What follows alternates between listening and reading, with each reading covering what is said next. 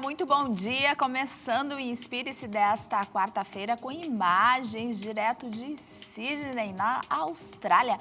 Neste momento é 00:45 na Austrália, em Sydney. E a temperatura é 15 graus. Olha que imagem linda essa para começar o Inspire-se de hoje. E Porto Alegre registra 17 graus. Bem-vindo, bem-vinda, venha fazer esse programa comigo. Hoje nós temos o quadro Papo Reto com Cláudia Faquin, que vai falar sobre tendências de moda no verão. Também vamos falar sobre transplantes de pulmão. E ainda tem uma matéria sobre um empreendimento novo aqui em Porto Alegre. Então, você sabe, nos segue aí pelas nossas redes sociais para ficar por dentro do que acontece aqui na Masper TV. Pelo YouTube você acompanha tudo, inclusive participa ao vivo do programa. Então, já vou te pedir, vai lá, se não se inscreveu, se inscreve para sempre ficar ligado aí com as notificações dos programas aqui da Masper. Iniciamos, então, falando sobre um empreendimento em Porto Alegre. A cidade ganha mais uma unidade da rede Zafari. E o repórter William Cardoso ouviu o Cláudio Zafari, que falou aí da escolha desse ponto, que é aqui pertinho da Masper TV, ao lado da Masper TV, na Avenida Carlos Gomes. Vamos assistir? Olá pessoal, estamos neste momento no mais novo empreendimento que na verdade ainda não abriu as portas. Quinta-feira é a data inaugural, a partir das 10 horas da manhã, e quem vai contextualizar um pouquinho melhor sobre esse projeto que é pensado há 25 anos e as obras que começaram em 2019 é ele, Cláudio Zafari. Muito obrigado pela disponibilidade por nos atender. Eu quero entender um pouquinho melhor sobre como foi pensar esse projeto para um local muito específico de Porto Alegre, onde existem diferentes pontos comerciais, muitos empresários trabalhando nessa região, e eu acho que é isso que conecta, como foi comentado na palestra pelo próprio Arthur, é uma unidade pensada como um ser humano, digamos assim, de certa forma, né? Muito obrigado mais uma vez, queria entender um pouco melhor sobre essa complexidade desse projeto. Há muitos anos atrás, a Carlos Gomes era quase um final da cidade, né? Tinha aqui algumas casas muito grandes, mas não tinha essa centralidade nova que foi criada. Com a implantação da terceira perimetral, gradativamente tudo foi se alterando. Os terrenos, as casas antigas passaram a se tornar grandes prédios comerciais e também residenciais. E isso, num segundo momento, começa a se espalhar para as ruas que estão junto a essa terceira perimetral. A própria Nilo Peçanha hoje também tem bastante dessa característica. Então, é natural, é da cidade, é do processo de desenvolvimento que Porto Alegre, gradativamente na área imobiliária, vai renovando prédios. Tem prédios que nós estamos em alguns locais muito antigos que tem que também ser substituídos por novos, e isso tem que ter um regramento e tem que ter a capacidade gradativa de fazer empreendimentos. Este aqui tem essa característica, ele está no meio de um conjunto, Petrópolis de um lado, Bela Vista do outro, ele está bem numa zona de confluência aqui de diversos caminhos. E com a densidade que está sendo gerada aqui, há muita necessidade de espaços como esse com caminhabilidade. As pessoas podem vir de casa a pé para comer numa praça, num restaurante, ir no cinema, ir no supermercado. Isso é da vida das pessoas, qualifica as pessoas e qualifica todo esse entorno. Então nós trabalhamos para isso. O projeto foi longo, iniciou num primeiro momento sem o acesso a Carlos Gomes, depois os terrenistas se somaram ao nosso empreendimento através da UMA Incorporadora, reunimos e gastamos muito fosfato para chegar a um projeto que tivesse a inteligência que esse projeto tem, que já está reconhecido e inclusive premiado. Então nós estamos entregando um equipamento que vai valorizar a região e vai atender as pessoas que por aqui passarem. Muito obrigado mais uma vez, um empreendimento que deve ser entregue na quinta-feira. Pessoal que tem essa curiosidade, principalmente aqui nos arredores, entre o bairro Bela Vista, Boa Vista, Três Figueiras, Montserrat, com certeza está ansioso aguardando a abertura oficial. Repito, quinta-feira, a partir das 10 horas da manhã, são 70 lojas, pensando na questão comercial, obviamente, mas também na tranquilidade, no aconchego da população e focando muito na parte paisagística e urbanística como uma extensão da cidade de Porto Alegre. Volto com vocês no estúdio. Muito bom. E está lindo, um empreendimento lindo. A gente que passa por aqui todos os dias, que viu o desenvolvimento aí, né? Pode perceber o quanto vai ser especial esse Zafari aqui da Carlos Gomes. E agora nós vamos para o Papo Reto. A Cláudia Faquin não está aqui no estúdio hoje, mas é claro, fez esse quadro fora para mostrar aí pra gente as tendências que vem no verão, na moda do verão 2026. Então vamos ver o que ela nos mostra.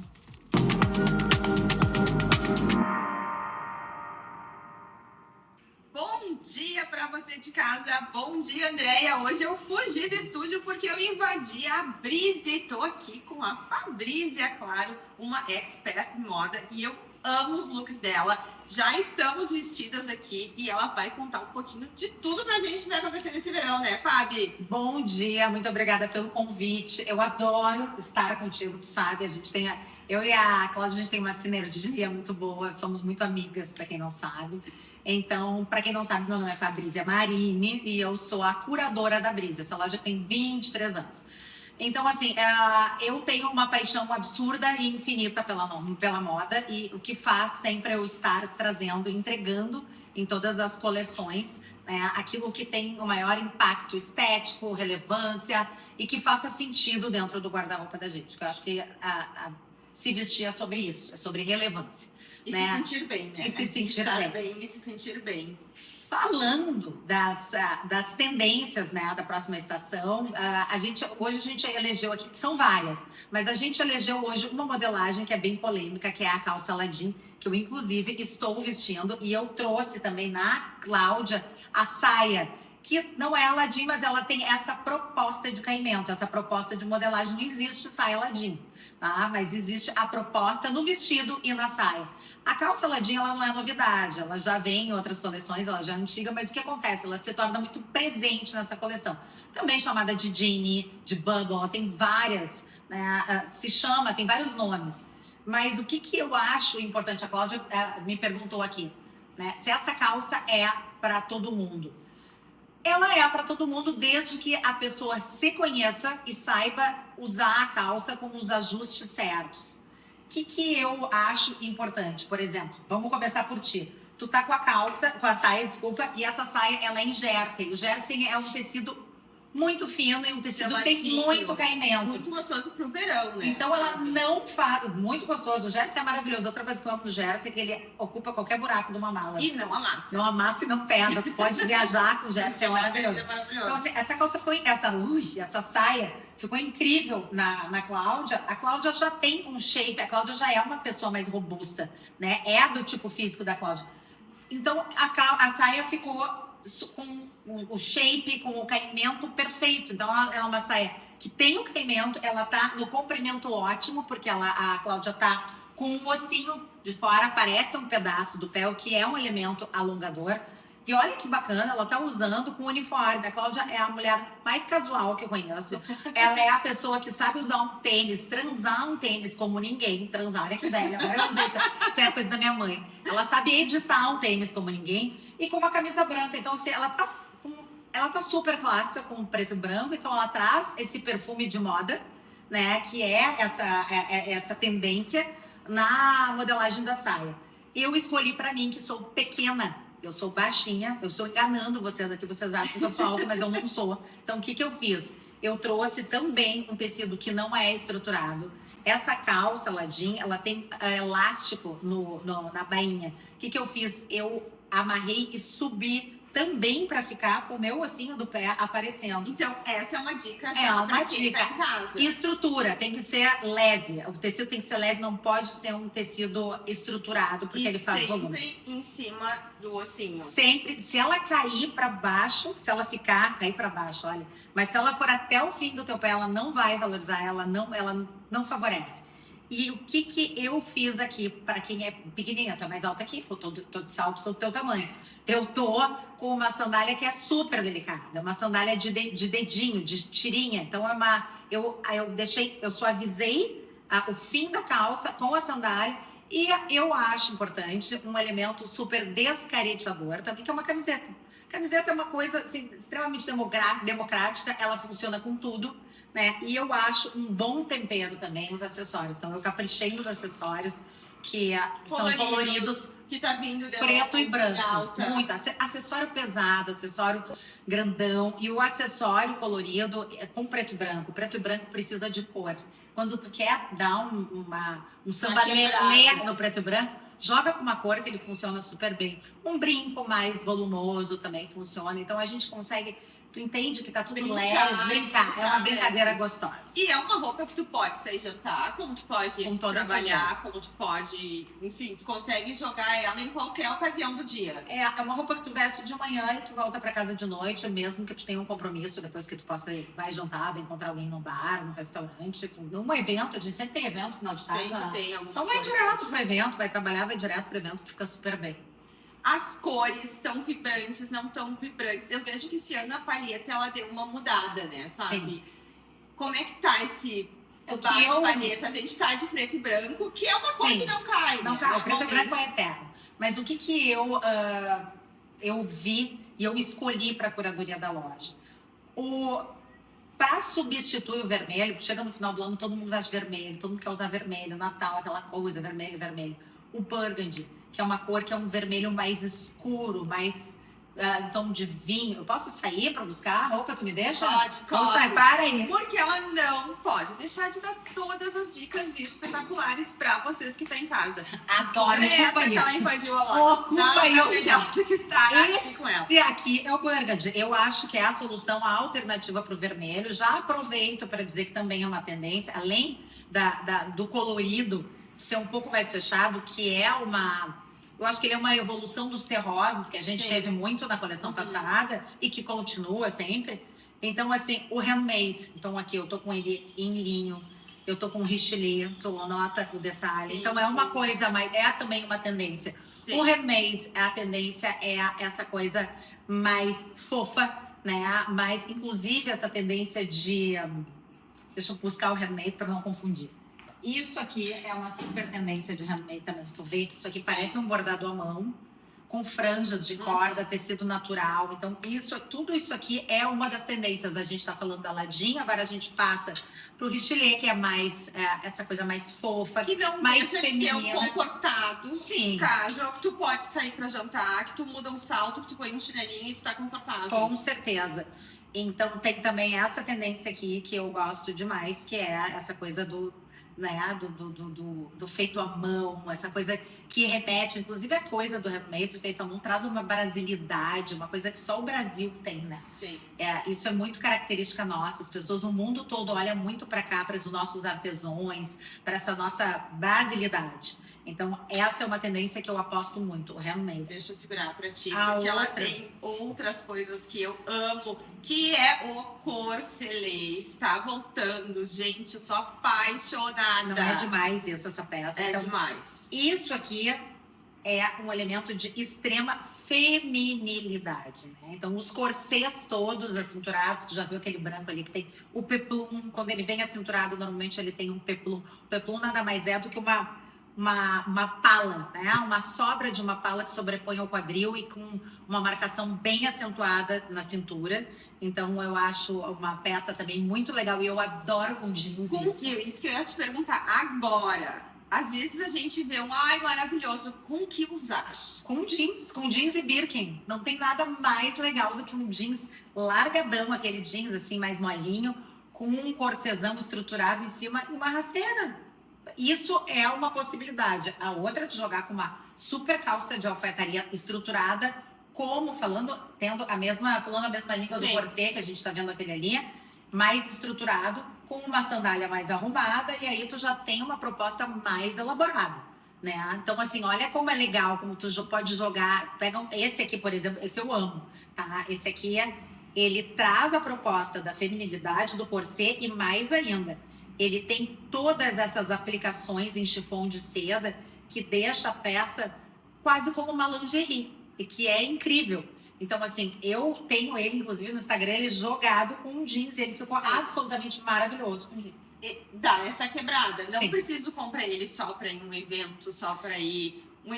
A gente usava muito com saias longas para ir em casamento. Sim, pra... não. O legal é Depois brincar, não. O legal é tu usar a criatividade, tu poder quebrar, né, as edições. Então, assim, edita com jeans, edita com uma alfaiataria, deixa ele mais elaborado, sabe? Ou deixa ele mais casual. Então, assim, isso é uma proposta que eu acho maravilhosa. E tem que ser isso, meninas. Vocês precisam comprar roupas que sejam usadas em várias ocasiões, né? De várias formas. Precisa Olha, fazer a outra roupa, dica aí. a roupa da cria, entendeu? Sei. E os brilhos? Eu amo. Deixa eu pegar. Vou pegar. Vamos usar brilhos ainda? Vamos. Brilho sempre acontece, principalmente no Principalmente final de final do ano, ano, né? deixa eu A procurar gente aqui. adora um brilho. Quem não passa o ano novo com um brilho?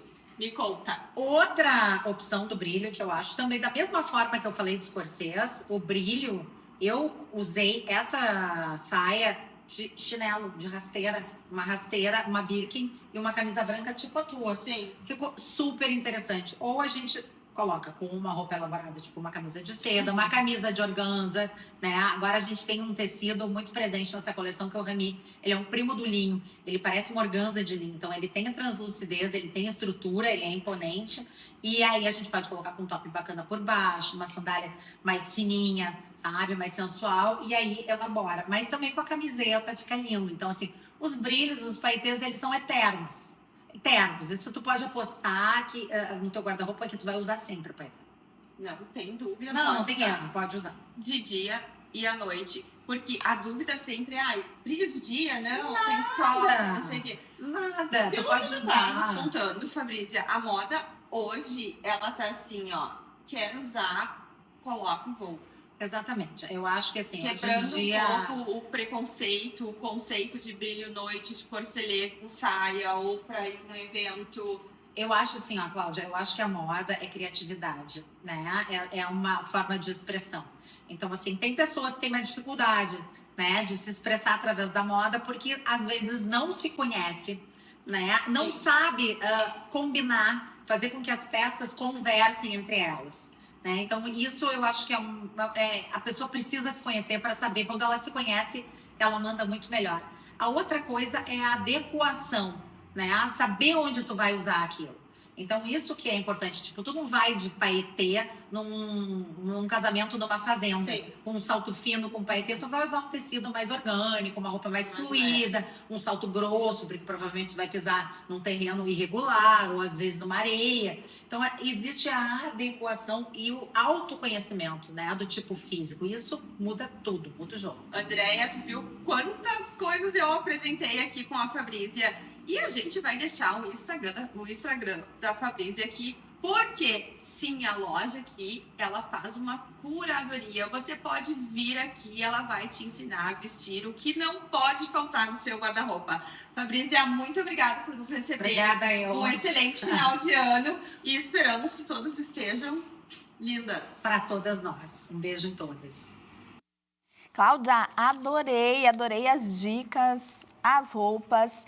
E no próximo Papo Reto com Cláudia Faquin, ela vai estar aqui no estúdio. Agora nós vamos para o intervalo e na volta vamos falar sobre transplantes de pulmão com a doutora Fabíola Perim. É já já.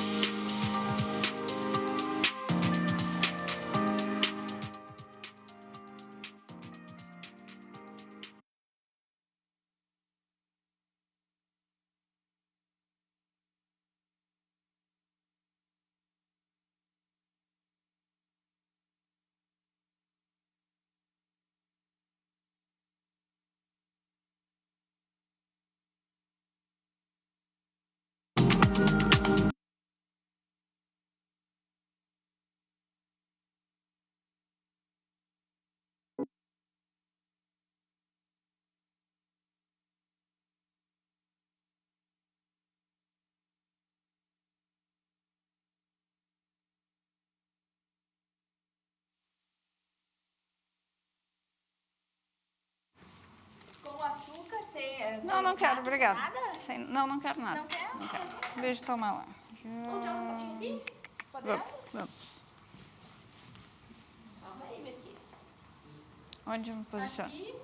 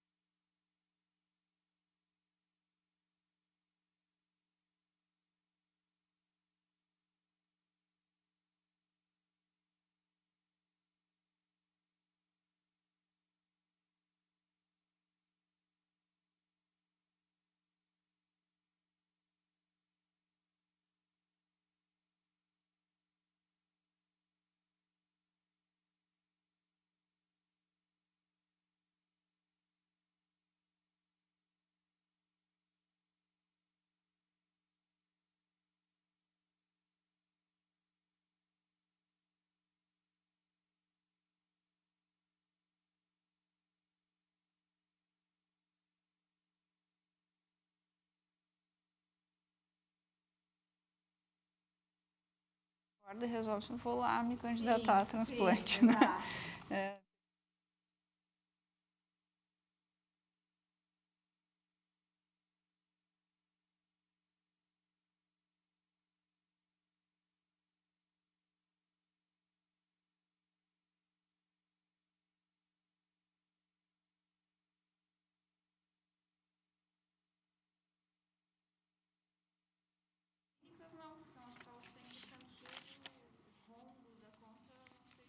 Aham, aham.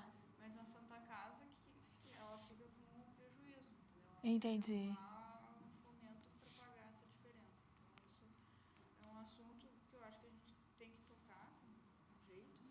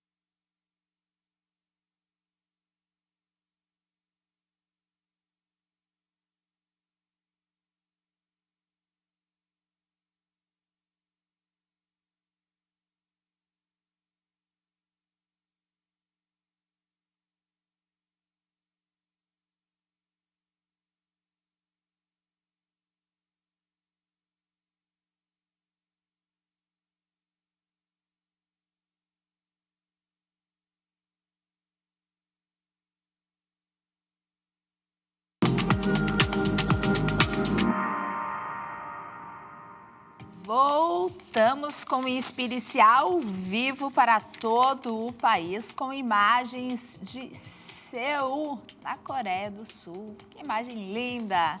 Hoje viajando o mundo aí com imagens para você. E agora nós vamos falar sobre transplantes de pulmão. De acordo com o Ministério da Saúde, o transplante de pulmão é um dos procedimentos menos realizados no país. A baixa se deve à escassez de doadores compatíveis e também à alta complexidade da cirurgia, que exige equipes altamente especializadas e centros de referência. De acordo com dados referentes a 2023, foram realizados aproximadamente 100 transplantes de pulmão em todo o Brasil. O número reforça o desafio de ampliar o acesso e a conscientização sobre a doação de órgãos no país. E sobre isso, então, vão conversar agora com a doutora Fabíola Perim, que é especialista em transplantes de pulmão. Doutora Fabíola, bom dia, muito bem-vinda. Bom dia, Andréia. Bom dia a quem nos assiste. É muito importante, é uma grande alegria estar aqui no teu programa falando de transplante de pulmão.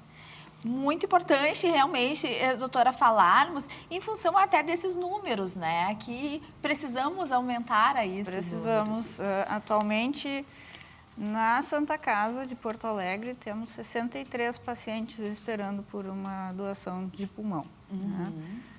Esse ano a gente tem 22 transplantes realizados, é muito abaixo do que a gente tem potencial para fazer e da necessidade dos pacientes que aguardam por um transplante. Doutora, para a gente começar a entender um pouco mais, né? Em que casos que é necessário um transplante de pulmão? Que doenças mais frequentemente ocorrem essas necessidades?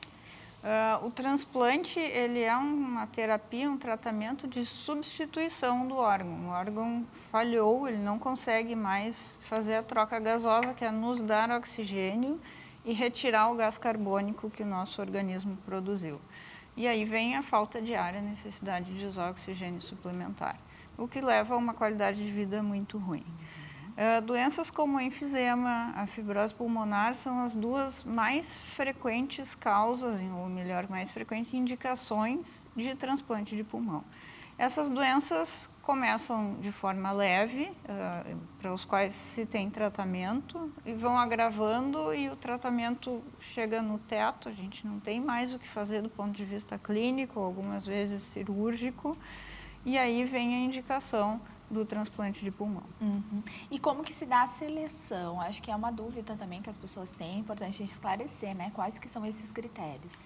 Existem critérios de gravidade dessas doenças, não só dessas, das outras indicações que a gente tem de transplante de pulmão, que é a hipertensão pulmonar, que diminuiu muito ultimamente pelo surgimento de novas medicações para tratar essa doença.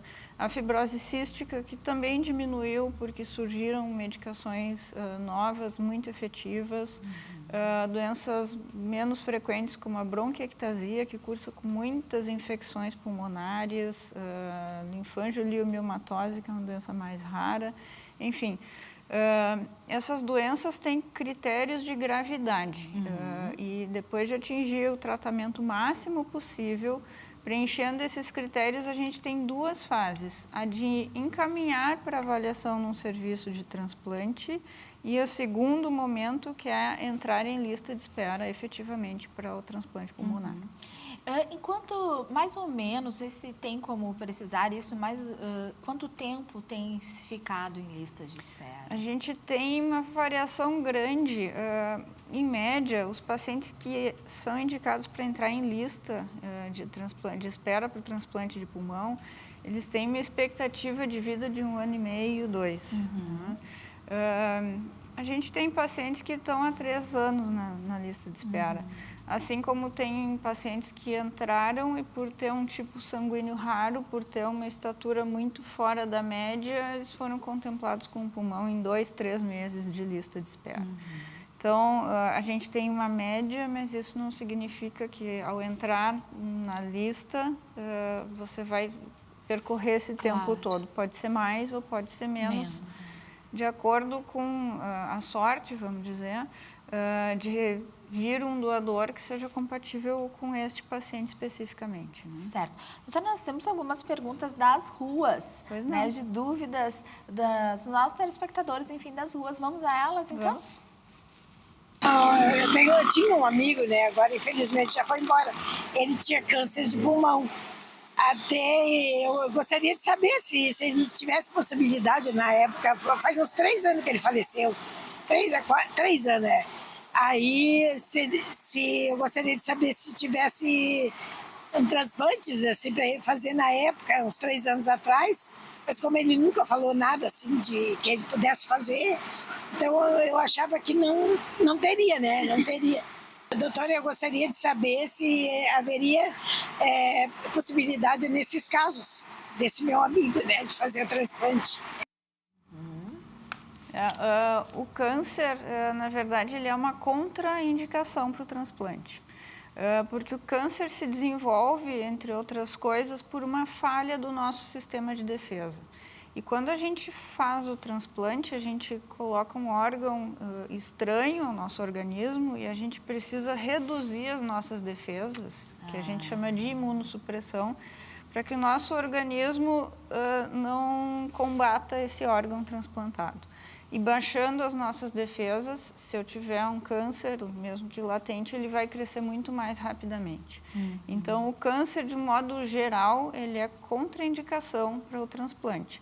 Inclusive, a gente avalia os pacientes para ver se eles não têm algum câncer não diagnosticado no momento da inclusão em lista, ou se eles têm a história de ter tido um câncer, a gente precisa, dependendo do tipo de câncer que ele teve, de um período de 5 anos, onde não há mais manifestação dessa doença. Ele precisa ter o conceito de estar curado do câncer por 5 anos para poder ingressar em lista.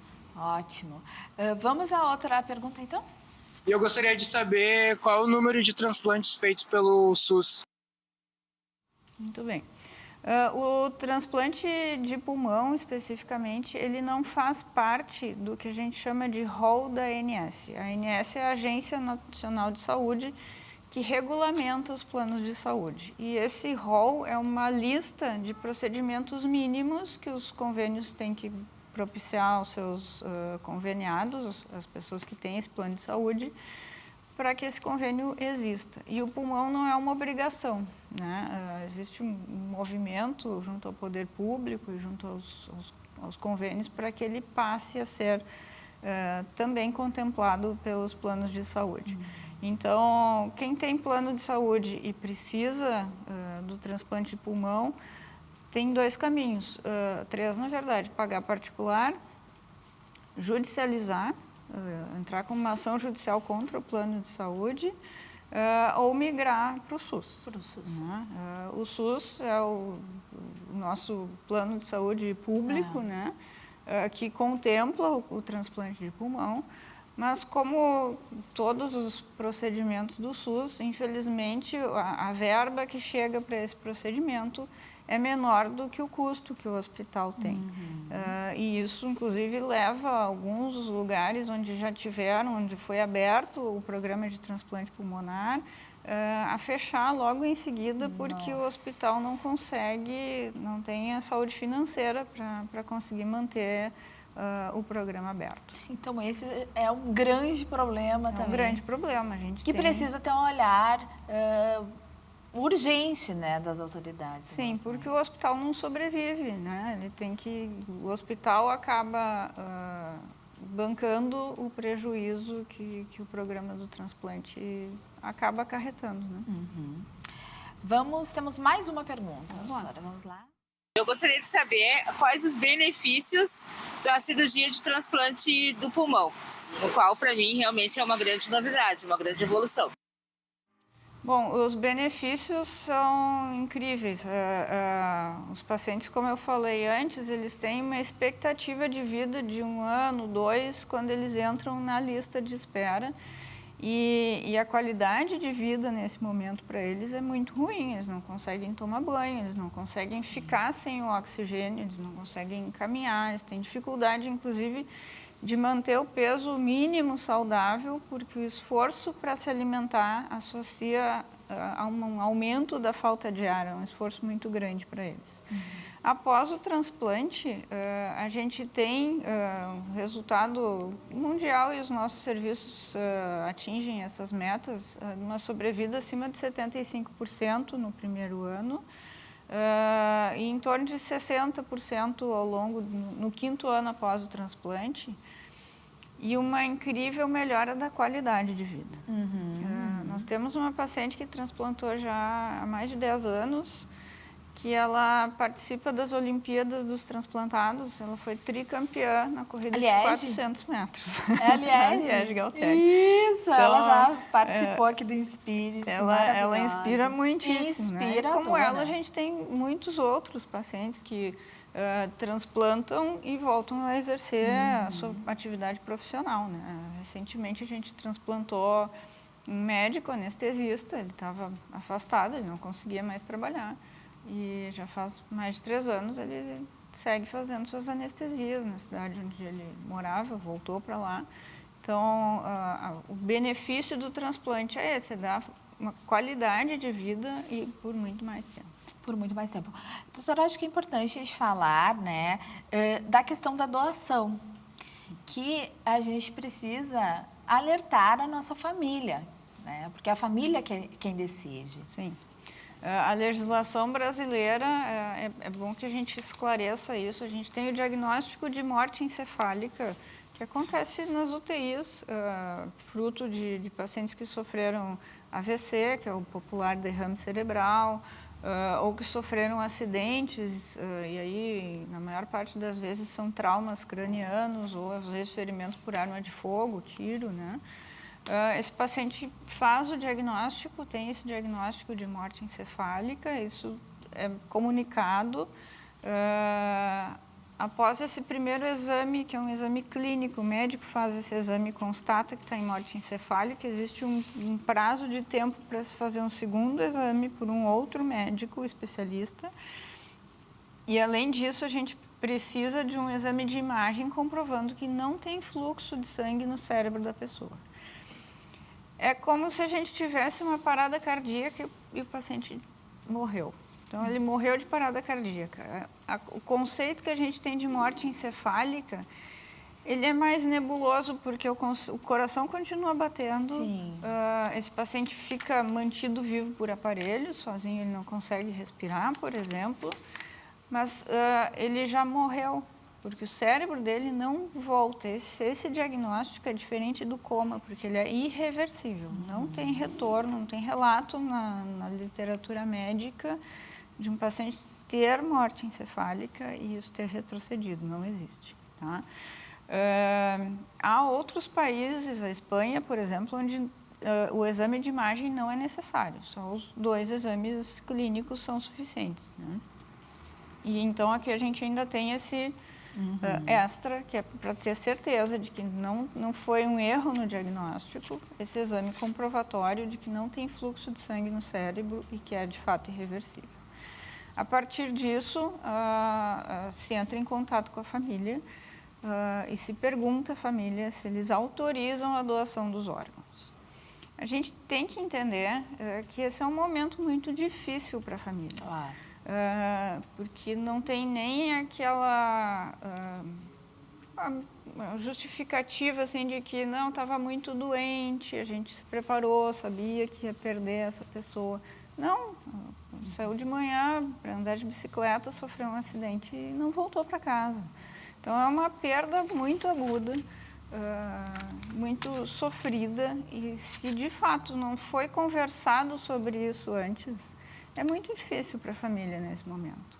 A gente vê a sublimação desse sofrimento nos pacientes que doaram, e a gente vê manifestações lindíssimas, assim, do tipo, não, eu vou doar os órgãos para que outras mães não sintam a dor que eu estou sentindo nesse momento. Né? Então, conversar com a família e expressar essa vontade que se tem de doar os órgãos, pensar nesse assunto, porque muitas pessoas nem imaginaram que a gente não pensa que vai morrer. A única certeza que a gente tem, mas a gente não fala Exatamente. sobre, né? Então, é conversar sobre isso, pensar sobre isso e manifestar essa vontade. A gente costuma ver que as famílias respeitam isso. E é importante a gente lembrar do número. Aqui no Rio Grande do Sul, a recusa familiar ocorre em 47% das vezes. Altíssimo. É muito alta. Então, assim, a gente poderia, de uma forma grosseira, assim, imaginar que a gente podia transplantar o dobro se as famílias aceitassem. Nossa, o quanto importante é esse momento, essa conversa, né, doutora? Porque é uma forma que as pessoas têm de pensarem sobre, falarem com seus familiares, porque também não adianta a gente de querer doar e se a família, né, que é quem decide, não tem essa consciência. Existe um movimento aqui dos cartórios, um gaúcho, um porto-alegrense, fez uma longa caminhada para conseguir isso, onde tu pode registrar essa vontade. Mas, efetivamente, é a família que define se vai ou não doar os órgãos. Então, hoje a gente faz um convite aí, essa reflexão, né, sobre doação de órgãos. Doutora, muito importante isso, muito bom lhe receber aqui. Tem algum site, algum lugar que as pessoas possam encontrar mais informações sobre isso, tirar suas dúvidas? A gente tem o site da Associação Brasileira de Transplante de Órgãos, onde ali tem todos os registros, é muito transparente, assim, do número de pacientes em lista, das equipes que fazem transplante. São em números inferiores ao que eu precisaria no Brasil. Aqui o Rio Grande do Sul, em número de transplantes por milhão de habitantes, que é o cálculo que eles usam, a gente está acima do que se esperava no Brasil, que é 1 transplante de pulmão por milhão de habitantes. Mas tem lugares que fazem menos do que isso, tem lugares que não tem. Então, a média brasileira ainda está abaixo, está 0,7 transplante por milhão de habitantes. Aqui no Rio Grande do Sul, o último registro que se tem é de 3,2, então a gente consegue elevar a média. Mas ainda assim, vocês veem que esse ano na Santa Casa a gente tem 63 pacientes em lista, e a gente fez 22 transplantes, né? Então, precisamos elevar isso. Precisamos elevar isso. Então, muito obrigada, doutora, obrigada mesmo, e que a gente continue aí nessa, né, campanha, que é divulgar, conscientizar e pedir aí que as pessoas, né, se mobilizem na hora necessária. Eu que agradeço a oportunidade. Muito obrigada. Obrigada. E o Inspire-se fica por aqui. Agradeço a sua companhia no programa de hoje. Lembrando que amanhã tem mais Inspire-se ao vivo, 15 para as 11 da manhã. Te espero. Beijo e até lá.